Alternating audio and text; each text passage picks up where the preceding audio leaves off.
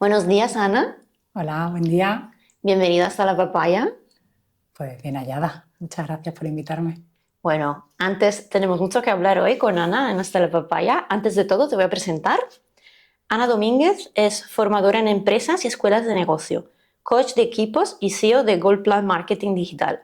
Lleva más de 25 años ayudando a construir mejores relaciones en las empresas, las que pasan en los pasillos, en las reuniones y en las conversaciones que nadie quiere tener. Ha formado equipos en multinacionales y dado clases en másteres. Hace 5 años le diagnosticaron cáncer de mama. Hoy vive con un diagnóstico metastásico y sigue construyendo, formando, creando y amasando relaciones. Viene hasta la papaya a desromantizar el cáncer de mama, porque no es rosa, es un marrón muy grande y hay que contarlo. Empezamos Efectivamente. fuerte, sí. Pues sí, sí, sí. Cuéntanos, Ana, ¿por qué hasta la papaya del lacito rosa? Pues bueno, como paciente, en verdad, aparte de estar hasta la papaya del cáncer, obviamente, estoy hasta la papaya de cómo se ve el cáncer de mama desde fuera, ¿no? Porque el cáncer de mama lo asociamos siempre al pañuelo y el lazo rosa. Y a todas las campañas que se hacen. Entonces, cuando te diagnostican, lo primero que te dicen es, bueno, pero ese está controlado, ¿no? Entonces parece que has tenido esta suerte. Oye, me ha tocado la lotería, que me ha tocado el cáncer de mama. Y, y esa idea de que está controlado, aunque es verdad que al ser un cáncer muy frecuente, está muy investigado, esa idea viene por una romantización que hay de la enfermedad y también una cosa que es de la que estoy hasta la papaya, que es la monetización, la mercantilización que se hace de nuestra enfermedad, ¿no? Porque, te digo, yo soy muy de datos, te digo un dato que es con el que yo le empiezo a explicar a todo el mundo. Cuando te dicen, no, pero es que ese es el que más supervivencia tiene o la gente se cura. Efectivamente, el dato que nos dan es que el cáncer de mama tiene entre el 89 y el 90% de supervivencia. El dato que no nos dan es que esa supervivencia es a los 5 años. Y en los 5 años, la práctica totalidad de las pacientes estamos en tratamiento. Claro, es un tratamiento a largo plazo. Sí, o sea, pero para mí me parece, si le doy la vuelta al número, un 11% de mortalidad cuando estás en tratamiento, me parece muy alto. Luego ya no es tan rosa. Claro, ya. Hombre, así con números explicados ya es bastante más claro. Aparte de que, si seguimos con números, aunque no quiero abrumar con números, pero claro, te hablan del cáncer de mama, que ya es preocupante que 1 de cada 8 mujeres va a tener cáncer de mama o tiene ahora mismo cáncer de mama. Se prevé que ese número se aumente, con lo cual, solo con el de mama no, pero con otros cánceres se habla de que 1 de cada 3 mujeres tendrá cáncer en su vida y de esa 1 de cada 8, de ese porcentaje de mujeres que tendrá cáncer de mama, el 30% desarrollará metástasis, que ya son bastantes. Y de hecho, alrededor del 10% ya empieza con metástasis de inicio, que son seguramente ese 11% que se muere antes del 5.º año, porque cuando llegas a metastásico, el numerito cambia. Estamos también cerca del 80%, en el 78%, pero no de supervivencia, sino de muerte antes de los 5 años. Entonces, fíjate cómo cambia y cómo el rosa se convierte en marrón, porque es un marrón muy grande. Ya, sí, es verdad que desde fuera, sí, siempre que yo también he tenido esa percepción de, wow, se habla mucho, está muy investigado, ¿no? Como fuera como es el más leve, ¿no? Hablando desde fuera. Pero yo también desde que he empezado aquí en la isla a atender con terapias naturales, no sé, de 10 mujeres que vienen, 3, 4 han pasado un cáncer de mama, Sí. ¿no? Y yo atiendo un número, soy yo sola, muy pequeño de personas. Sí, ¿No? sí. Empiezas a verlo en tu día a día y darte cuenta que, bueno, sí, es más estudiado. ¿Es verdad que es el más Es el estudiado? más estudiado, pero también es el más heterogéneo. Es el que tiene más variedades. Vale. Entonces, eso es lo que dificulta precisamente el encontrar la cura. O sea, el objetivo a día de hoy no es tanto la cura, sobre todo cuando hablamos de cáncer de mama metastásico, que es mi caso, sino la cronificación. O sea, al final lo que se pretende es que la paciente pueda convivir con la enfermedad estable, la enfermedad cronificada, aunque tengas que estar en un tratamiento, pero que sepas que, o sea, un poco yo lo comparo, a mí me gusta compararlo con una enfermedad que quizás nos es mucho más familiar y cotidiana, como es la diabetes. O sea, a día de hoy nadie piensa, o sea, sí que puedes tener un pico de lo que sea y acabar en el hospital, pero nadie se imagina a una persona muriendo por diabetes de manera automática. En cambio, hace años, yo esto lo recuerdo porque lo vi en una telenovela en Puente Viejo, pero a mí me llamó mucho la atención ese capítulo porque eran cuando se iban a investigar o iban a buscar una solución para alguien que de pronto tenía una enfermedad que no sabían lo que era y la gente se moría, y en París habían dado con la clave, se llamaba diabetes y era una cuestión del control de la insulina en sangre, ¿no? Entonces, fíjate que, pues no sé de qué años era la telenovela de Puente Viejo, pero no es algo tan lejano y se moría la gente. Y era una enfermedad mortal. En cambio, ahora es una enfermedad con la que se convive. Pues un poco el objetivo con el cáncer de mama metastásico es ese. Es llegar ahí. Sí. ¿Por qué mercantilización?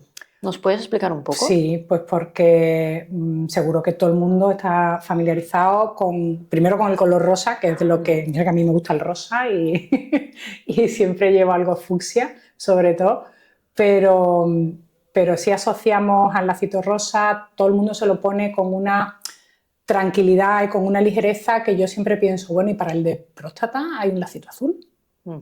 Porque que yo sepa, sí que es verdad que para el cáncer en general lo hay, para el infantil creo que también lo hay, pero tampoco lo vemos tanto. ¿Tú sabrías decir de qué color es el lacito del cáncer infantil?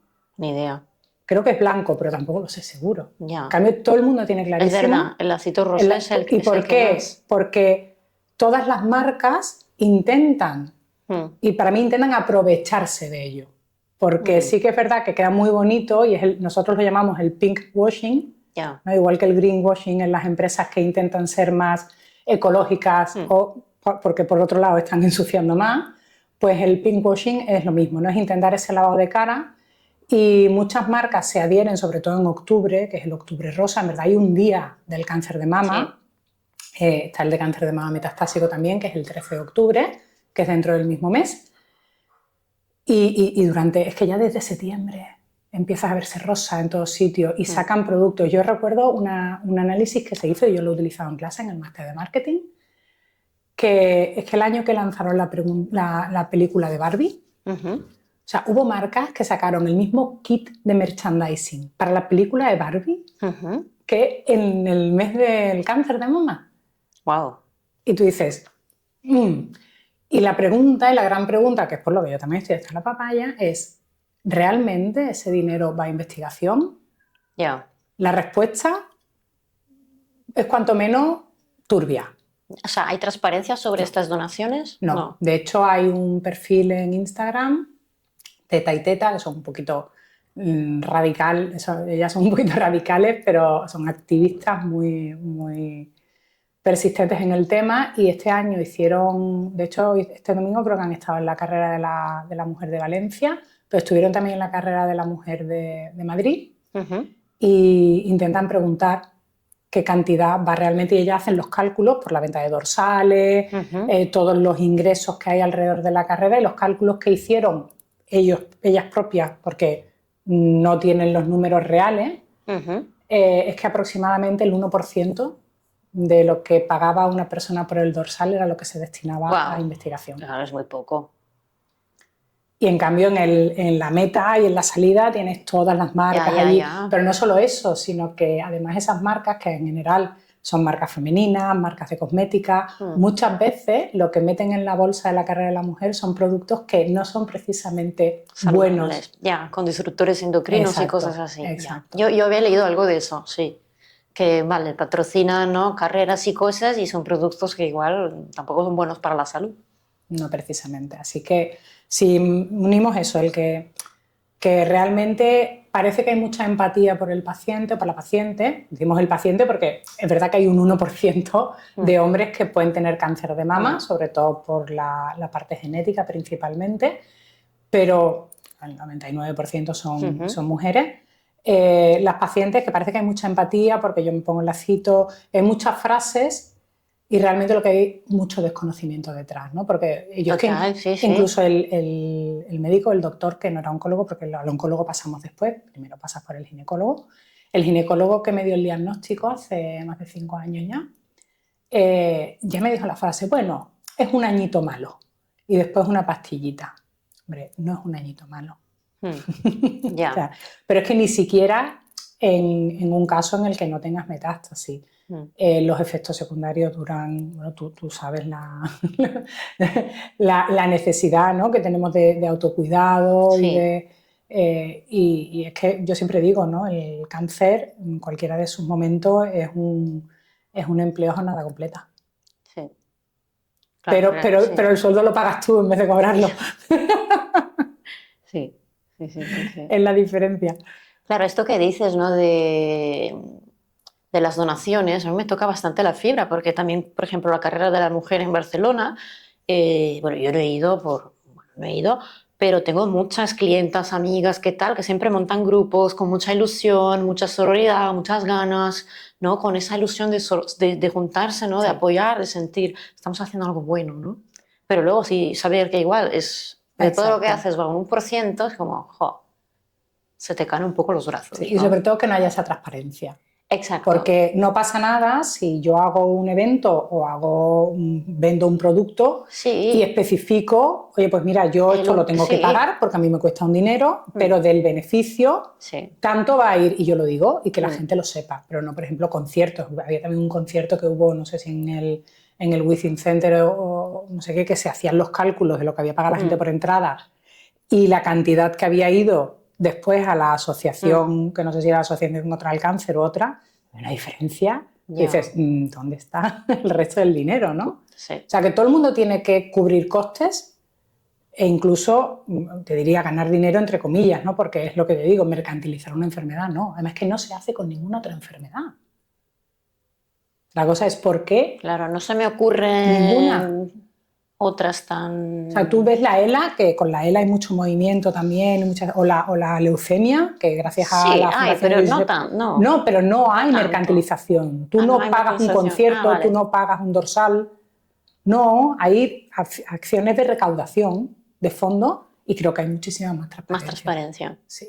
Entonces, si quisiéramos apoyar de verdad, claro, ¿cómo podemos orientarnos en a qué iniciativa participar, dónde hacer donaciones? Pues sobre todo mirar la asociación en cuestión. Para mí una de las principales claves es que sea para ir seguros, porque hay muchos proyectos satélite que después donan a una determinada asociación. Claro, pero sobre todo que la asociación final, o si puede ser directo mucho mejor, que sea entidad de interés público. Entidad de interés público, ¿Vale? Porque entonces ya tienes una garantía, primero, de que hay una regulación, que hay una estructura y también te desgrava la donación, que te hay que decirlo, ¿no? Entonces cuenta fiscalmente y eso es importante también.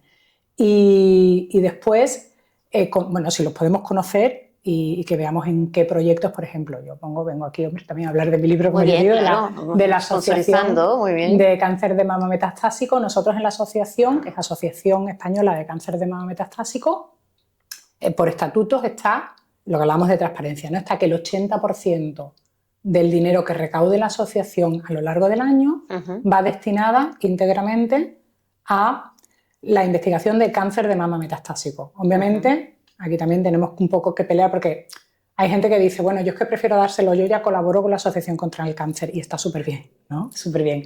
Pero ¿qué ocurre? Que cuando entramos en enfermedades que al final son un poquito, no solo más minoritarias, sino que aquí también entran los intereses de las farmas. La realidad, y te da la estadística antes, ¿no?, que es casi el 80% de las pacientes de cáncer de mama metastásico mueren antes del 5º año. Porque debería una farma interesarle desarrollar un medicamento que por ahora tiene poco recorrido. Entonces, realmente, tratamientos con menos efectos secundarios o más líneas de tratamiento, porque la burocracia es otra historia. Bueno, obviamente nosotros tenemos que intentar enfocarlo, igual como la asociación que hay de las triples, que el cáncer de mama triple negativo, que es otro tipo, no tiene tratamiento a día de hoy. Entonces, bueno, ahora en el último congreso de Chicago que hubo ahora, el ASCO, sí que han salido varias opciones que parece que, mira, que empiezan a ver luz, pero hasta ahora el triple negativo, una vez que te operan y te hacen la quimio, posterior, por si vuelve, no tiene ningún tratamiento. Entonces, claro, ellas dedican el dinero a la investigación del triple negativo. ¿Qué ocurre? Que nosotras individualmente, como colectivos más pequeños, tenemos que intentar barrer para casa para conseguir que se siga investigando lo nuestro a pesar de los intereses de la industria. Del cáncer de mama, lo que decías al principio, para hacer un poco recap, ¿no? Hay mucha heterogeneidad, como has dicho, muchas variantes y, claro, hay muchas que son las menos investigadas, que es las que más necesitan, ¿no? Investigación y conocimiento. En el caso de metastásico, además, pues la investigación es vida literalmente. Porque yo, por ejemplo, ahora mismo estoy con un tratamiento que cuando yo tuve el diagnóstico de metástasis hace 1 año y medio no existía. Y estoy en un ensayo en primera fase, es decir, primeras personas humanas que probamos la pastilla. Sí. Y hay que decir, Ana, bueno, porque yo, Ana, te conozco porque vienes a la isla, clienta amigas, como digo yo. Ana tiene mucha energía para lo que decías, para estar a jornada completa, para buscar información, para buscar opiniones, para buscar ensayos. Y claro, igual no todo el mundo, ¿no? Siempre tiene esa energía de ir a buscar. Y lo importante es que tengan esos ensayos, porque hay muchos ensayos que empiezan y se quedan sin financiación, porque decimos, llega un punto en que no, necesitan incorporar a un sponsor, que lo llaman a ellos, que es la industria farmacéutica, para poder seguir financiando la investigación. Entonces nosotros el 80% lo dedicamos a estos proyectos. De hecho, anualmente, este año en Barcelona, coincidiendo con la visita del Papa, nos quiso quitar protagonismo. Sí. Se entregan los premios Chiara Maghetti, que fue la fundadora de la asociación, y es ese 80% recaudado que va a 3 proyectos en concreto. Entonces, lo que decía, importante que conozcamos los proyectos, que sepamos que hay una entidad de interés público que esté registrada, que esté reconocida como tal, para que también además a nivel fiscal nos pueda beneficiar, que ya que hacemos la donación, porque la hagamos, y que haya transparencia, o sea, que veamos transparencia en los números, que sepamos realmente dónde va ese dinero. Y además que es muy bonito, porque cuando yo creo que es mucho más bonito donar, ya digo, se me ocurren, pues no solo hablar de cáncer de mama metastásico, que es la que me interesa a mí más, pero queréis contar el cáncer, las triples, todo esto sabemos dónde va exactamente, y cuando sabemos dónde va y tú has hecho una aportación, te sientes también mucho más reconfortado, ¿no? Es mucho más gratificante, porque ves que tiene un efecto, sobre todo cuando empiezas a conocer todas las cosas turbias de carrera de la mujer y demás, que tú dices, vas con la ilusión, pero se te apaga un poco. Bluff. Entonces, sí, que vayan buscando. A veces que es mucho mejor ir a cosas más concretas y más pequeñitas, pero que sepamos dónde termina el dinero. Bueno, Ana, a mí todo esto que me explica me parece súper interesante y muy educativo, porque lo que decías, hay mucho desconocimiento y una se siente así más informada, más tranquila. Siempre en esta óptica, ¿no?, de aprender y educarnos un poco más, cambiando de tema. Hay otro tema, ¿no?, que a veces hablas también en redes, ¿no?, el tema un poco de clichés o estereotípicos, ¿no? El otro día vi unos stories tuyos que hablaba, ¿no?, del estereotipo de, no, si ves una mujer con el pelo rapado, que enseguida piensas que sea paciente oncológica. Yo, la verdad, la primera vez que te vi a una cena, te vi con el pelo corto y lo primero que pensé es qué estilosa esa chica, porque yo también me encanta el pelo corto y tal, y ni se me pasó por la cabeza. Y me hizo gracia, ¿no?, que tú también lo comentaste en una historia, porque, ¿no?, bueno, de hecho, ve que todavía hay mucho... Hay mucho, pero además, en el caso nuestro, fíjate que al final es el dar por hecho. Da igual en qué sentido, porque yo me veo en las dos situaciones. yo me veo en la situación de que hay gente que me ve y automáticamente me habla como paciente porque voy rapada, y es verdad que soy paciente, pero voy rapada porque me gusta. Te queda muy bien. Y sí. cuando se me cayó el pelo con la quimio dije, esto mola, me voy a quedar más tiempo. Sí, es que te queda súper bien, sí. Y gracias a Dios, o sea, esto es una decisión porque para muchas mujeres es muy traumático la pérdida del cabello. Para mí no lo fue. Tengo que dar gracias porque de verdad que no lo fue y de hecho lo llevo encantada. Pero también está al contrario. O sea, a mí me pasa, por ejemplo, cuando viajo que pido asistencia porque yo tengo la lesión aquí, en el esternón. Entonces, el hecho de subir y bajar cargas. el equipaje es lo que más me cuesta. O si estoy, por ejemplo, en la estación con mucha gente, que ya llevo la mascarilla puesta, empiezo a agobiarme. Entonces, como tenemos la posibilidad de pedir la asistencia, la suelo pedir. ¿Qué ocurre? Que como te ven bien, dicen, esta viene para que yo le lleve las maletas. Y entonces tienes que estar dando explicaciones. Entonces realmente lo que no encuentro es el punto es un poco de incómodo. equilibrio. Es verdad que hay muchas enfermedades como más invisibles y esto que cuentas suele pasar mucho. O sea, que es verdad que yo estoy muy bien, o a lo mejor te dicen, dice que tiene metástasis y mira, ahí la tienes viajando para ver el Betis o no sé qué. Sí, porque es que precisamente es que hay que vivir.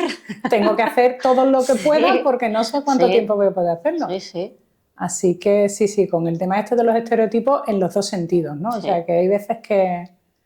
O también, ¿no? Hay mucha narrativa, ¿no? Alrededor de luchar, de luchadora, de la guerra, ¿no? Que ganarás esta batalla, ¿no? Eso se escucha mucho. De hecho, hace poco salió un movimiento, no sé, de una asociación también de pacientes oncológicos.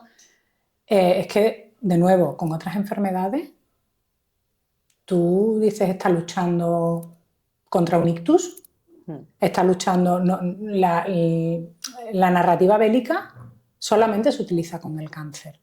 O sea, tú tienes una tendinitis en el hombro y tú dices, no, es que estás luchando con una tendinitis desde hace 2 años. ¿Por qué tenemos esto? No ayuda. Es una manera de, desde fuera, de igual de que se siente como que animas, pero en realidad no. En realidad es lo contrario porque estás trasladando la responsabilidad al paciente.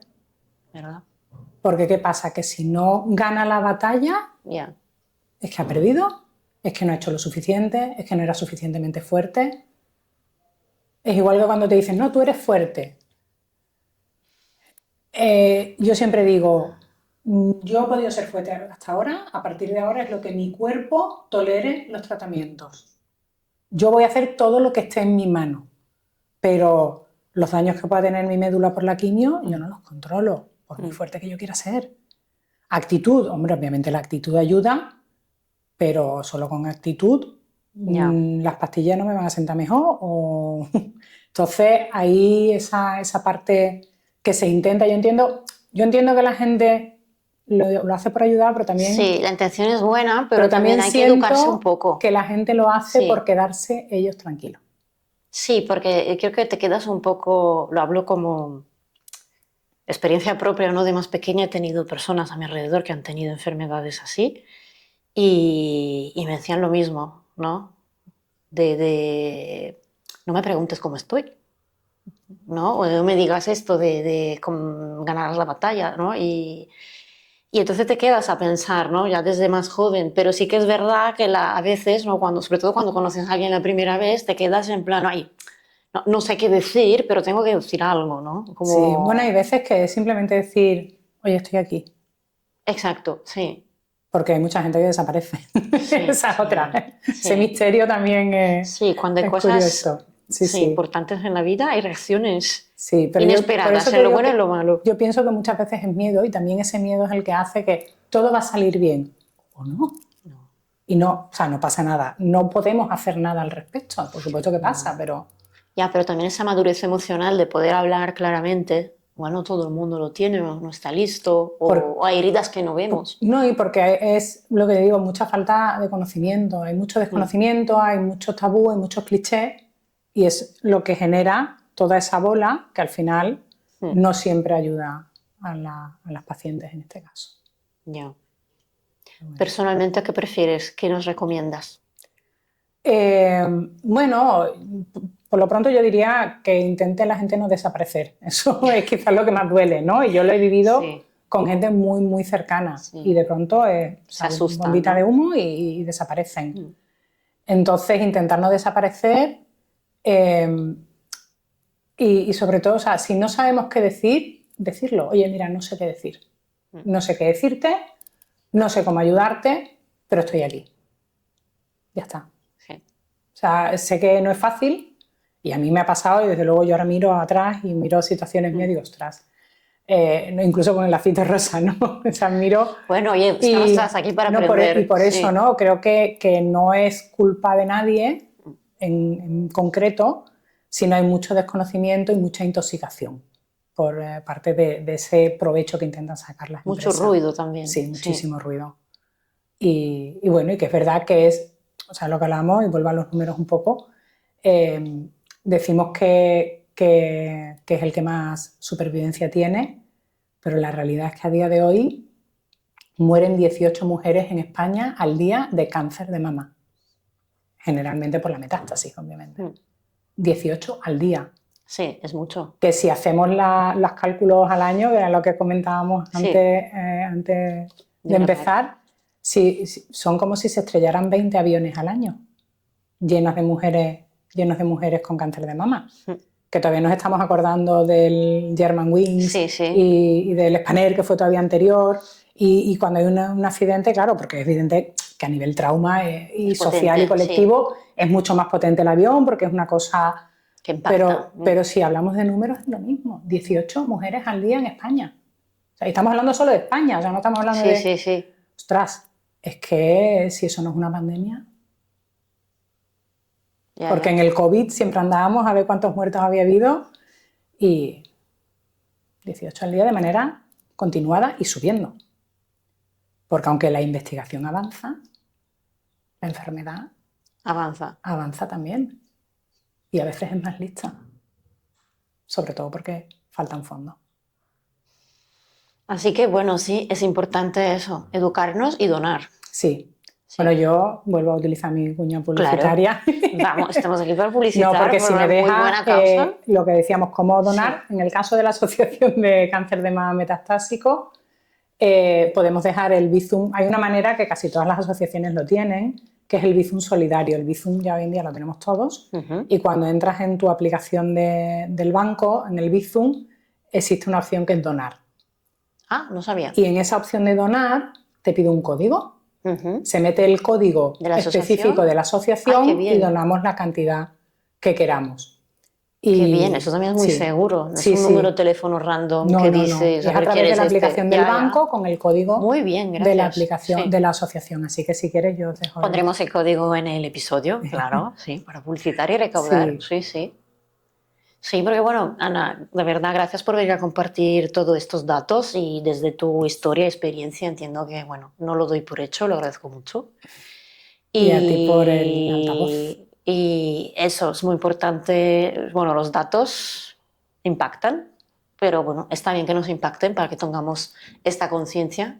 Como mujeres, a la mujer, ¿sabes? Si tú piensas en estos números, entonces miras a tu alrededor y seguro que hay ya unas cuantas que conocemos. Sí, hombre, seguro. El otro día iba yo en el tren a Granollers, en un asiento de 4, 3 éramos pacientes. Yo no los conocía, ¿eh? Bueno, y la cuarta no lo sé porque no habló. ¿Los conocíais? O sea, ¿coincidisteis? No, la cuarta no lo sé porque no participo en la conversación, pero de un asiento de 4, 3. Sí. Porque claro, asusta, ¿no? Lo que decíamos de las relaciones, ¿no? Asusta. Y bueno, todo el mundo es capaz de enfrentarlo. Pero bueno, yo también soy una que si me asusto, como buena Tauro, tengo que hacer algo. Sí, no, lo importante y ahora es que, claro, que has explicado todo esto, porque a veces es verdad, el tema de las donaciones o de cómo podemos ayudar, hay tanto ruido, tanto, bueno, fraude, diría, porque, ¿no? Fraude o poca claridad, no sé si es la palabra adecuada, ¿no? Que a veces te desanima y te da sensación, entonces no hago nada. Pero entonces volver a recalcar la importancia y que hay asociaciones que sí, pequeñitas, pero que desde su pequeñito hacen mucho y todas con poco podemos juntar y hacer mucho, es importante. Volver un poco a tener fe en la humanidad y en la sororidad. Sí. O sea que como cosas que se pueden hacer aparte de donar, que por supuesto es lo más importante, pero también yo diría, o sea, por resumir en 3, también por la fase, lo primero, como mujeres, autoexplorarnos. Sí. autoexplorarnos, conocer el cuerpo, escuchar el cuerpo, porque muchas veces no queremos oírlo por el miedo y un diagnóstico a tiempo te salva la vida. Entonces, cuando notemos algo, no esperar. O sea, porque tú puedes estar autoexplorándote y de pronto te entra el pánico, no esperar porque lo que haya va a estar. O sea, que mientras antes mejor. Y después, si es otra persona en nuestro entorno, el intentar estar ahí, aunque no sepamos cómo decirlo. No sabemos cómo, no pasa nada. Pero que la persona sepa. Hay veces que la persona hay que entenderla, ¿no? Porque hay veces que la persona está cansada por los tratamientos, incluso después, ¿no?, del proceso principal. O queda... A mí me pasó con una amiga que está ahora en quimio, quedamos a comer y de pronto me dijo, tía, que había quedado con otra persona el martes, que no me acordaba. No pasa nada. Yo sé que eso pasa. Ya, es muy estresante. Y no me molestó en absoluto. Pues nada, siguiente martes o cuando a ti te vaya bien. Entonces, tener esa flexibilidad también, porque aunque a nosotros nos parezca algo como muy irritante, ¿no? Pero si habíamos quedado, sí. No, pero es que baja muy lento cuando estás en el proceso.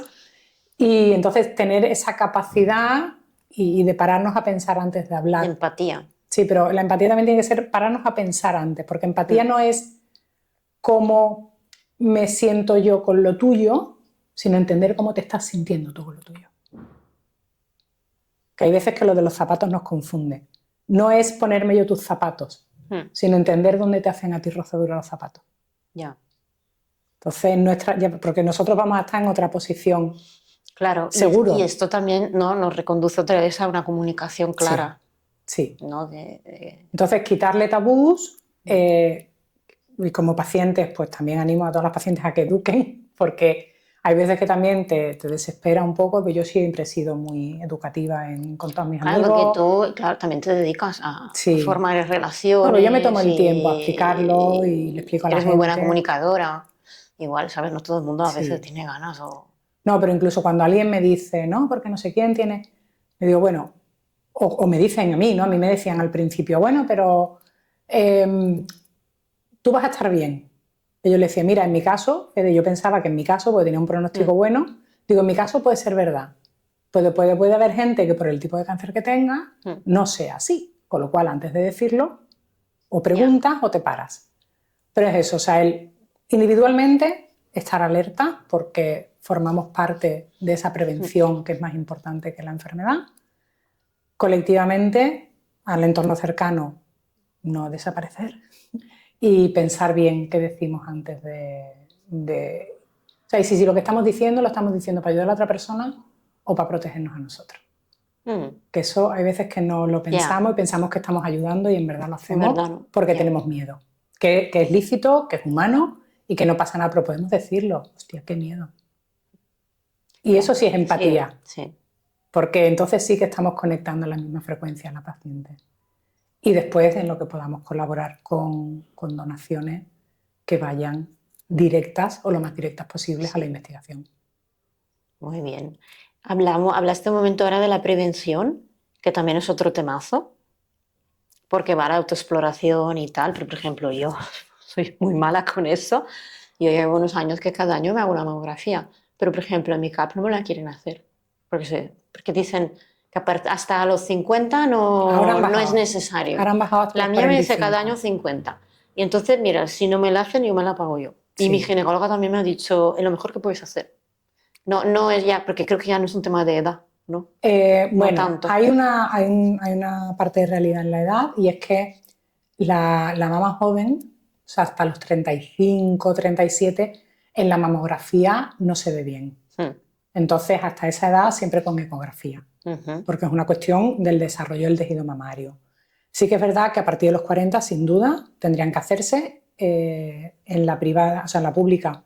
Hasta ahora se hacían a partir de los 50, pero ha habido tal incremento en los casos entre 40 y 50 años y sobre todo que hay cada vez más casos más jóvenes, que una paciente fue la que reunió firmas y la llevó al Congreso y han aprobado esto a partir de los 45. Vale, Se está luchando porque sea a partir de los 40, pero yo creo que sería el dinero mejor invertido. sí. Porque de hecho yo, y puedo contar mi caso, yo no tenía bulto. Yo noté algo.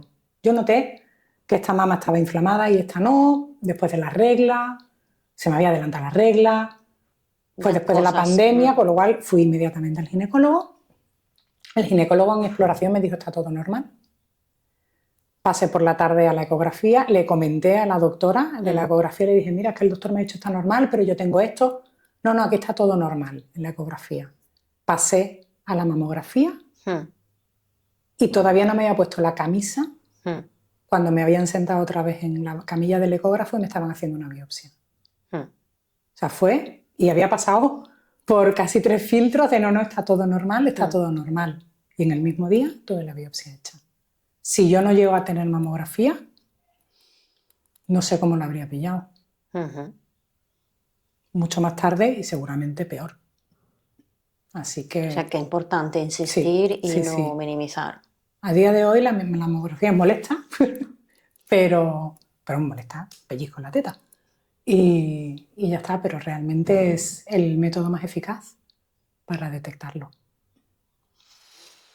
Ana, cuántas cosas. Muchas. Tendríamos para tal, pero yo creo que, de verdad, muchas gracias. Ha sido un episodio muy educativo, humano, muy emocionante y sobre todo muy útil, yo creo, para toda mujer. Espero. Mujer, hombre también, que tenemos bueno, y sobre todo alrededor. Lo que comentaste al principio, que aunque todavía no lo tengamos cronificado, la idea es que el cáncer, aunque durante el primer proceso oncológico, sobre todo, para en seco tu vida, tenemos que aprender a convivir con la enfermedad. Y yo ahora mismo, obviamente, trabajo menos, pero sigo activa y la idea es esa. O sea, no puede...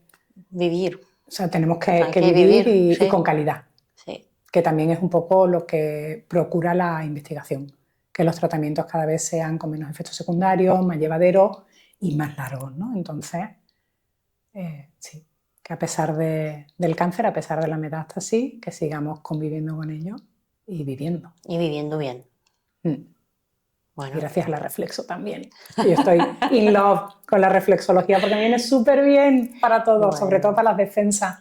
Sí, sí. Bueno, así es que toda ayuda natural, ¿no? Escuchar al cuerpo. Es ayudar al cuerpo sí.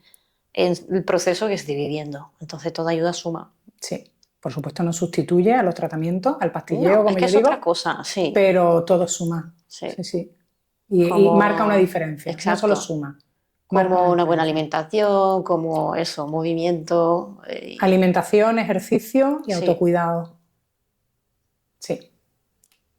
Bueno, muchas gracias, Ana, y gracias a todas nuestras papayas que nos han escuchado. Sí. Bueno, cerramos con un chin. Sí, sí. Gracias. Con agua no se bebe, pero... Ah, no, que sí, que sí.